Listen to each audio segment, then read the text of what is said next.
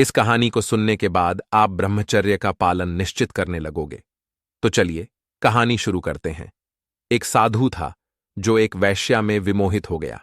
उसने वैश्या से अपनी इच्छा प्रकट की तो वैश्या ने कहा, मैं तुम्हारी मनोकामना पूरी कर सकती हूं, लेकिन इसके लिए मुझे एक रत्न जटिल शाल चाहिए। तो साधु ने उसकी बात मान ली और रत्न जटिल शाल लेने के लिए एक राजा के पास गया और राजा से अपनी इच्छा प्रकट की।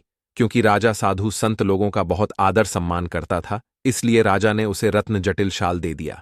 साधु शाल पाते ही वैश्या के पास आया और उसे दे दिया।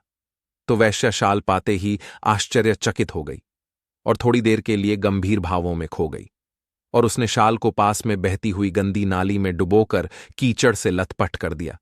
साधु यह देखकर क्रोधित हो गया और उसने, मैंने इतने परिश्रम से यह कीमती रत्न जटिल शाल लाकर तुम्हें दिया है और तूने उसको गंदी नाली में डुबोकर मेरा अपमान किया है।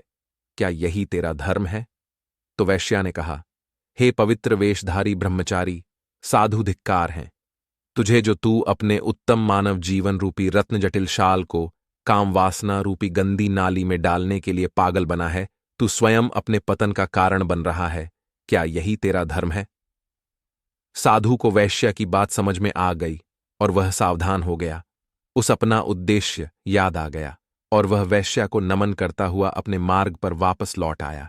इसलिए दोस्तों, हमें हमेशा अपना लक्ष्य याद रखना चाहिए।